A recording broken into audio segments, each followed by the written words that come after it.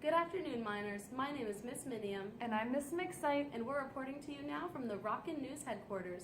Yesterday, Miss Minium, I was so excited to learn about minerals and the roles they play in our daily lives, weren't you? Oh, I was, Miss Mixite. I noticed you were curious about crystals too, though. Are you still curious about crystals and how they're related to minerals? I am, but why do you ask? Well, I was just notified by our reporters, the Cave Lovers, from Kutztown, Pennsylvania, and they have some information for us. All the way from Crystal Cave? I can't wait to find out what they have to show us. Reporters?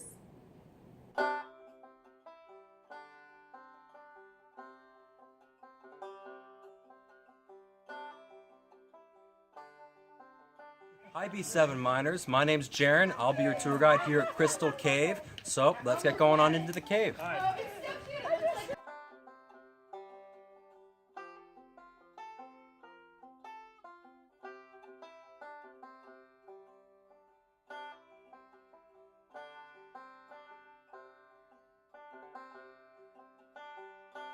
Above us up here, you got two rounded out areas probably formed from two whirlpools swirling around in these two spots and thus accelerating the erosion of the rock. And the farmers who discovered the cave in 1871, John Garrett and William Merkel, they attempted to use the cave to store some of their crops in because they assumed it would be a good idea due to the fact the cave does have a very constant temperature of 54 degrees Fahrenheit all year round, so it doesn't change temperature throughout the entire year, no matter how hot or how cold it is outside.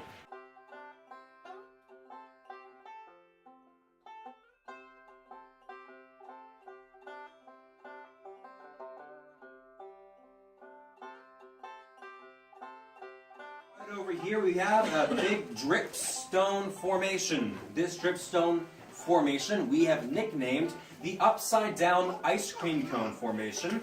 And this upside down ice cream cone has a couple of different ice cream flavors spilled out around the sides, mixing together. You got your vanilla flavoring, of course, the white lighter coloring, which represents the calcium carbonate mineral deposits, which in their most natural pure state are fairly white. But it's all darkened up by a mixture of other minerals and some chocolate mixing in there as well, of course, which the chocolate represents some iron oxide forming on the top layer of the formation as well. A little bit of rust going on there. And sometimes you get some green mint pistachio flavoring mixing in as well, which would of course be the plant life in the cave, the green moss and algae that grows throughout, because people actually bring with them inside of the cave from time to time plant spores that get caught in their clothes from the outside, and those are kind of spread throughout that way and then given some artificial sunlight by lights like this. Now, the formation is again dripstone, forming as water drips from the top to the bottom, forming the stalactite on top and a stalagmite on the bottom. Now, all the water in the cave comes directly from essentially rainwater or melting snow at the end of winter, and takes about a day and a half or so to get into this part of the cave. They had a full cycle of water through here after a good solid amount of rain, and that increases the deeper you go, of course.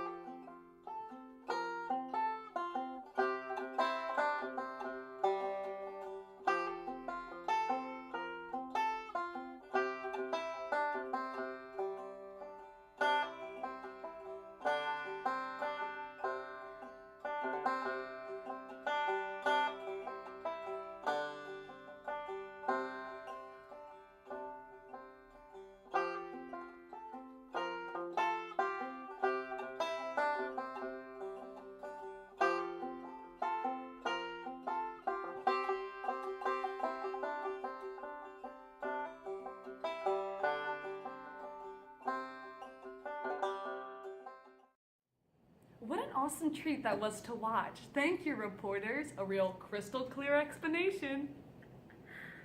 Miss Minium, wasn't it your birthday recently? April 23rd, if I'm not wrong? You're not wrong. Yes, my birthday was 2 Sundays ago, actually. Why do you ask? Well, I'm very interested in crystals and all those pretty rocks. I actually found out that every month has its own birthstone. That's so funny that you bring that up. I was just at the jewelry store the other day, and I found out that for my birth month, April, we have the gemstone, the diamond.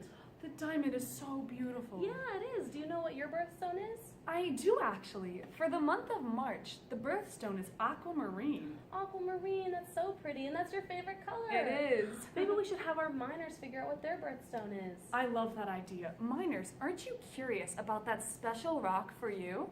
And if you are curious, don't you want to know why it was chosen for your month? So get ready to hear a story about birthstones and then research about your own. We're so excited to see what you're going to find. Well, we don't want to keep them watching any longer. So that's all for us today here at the headquarters, miners. This has been the Rocking News. I'm Miss McSight. And I'm Miss Minium. Next time, let's dig into the news together.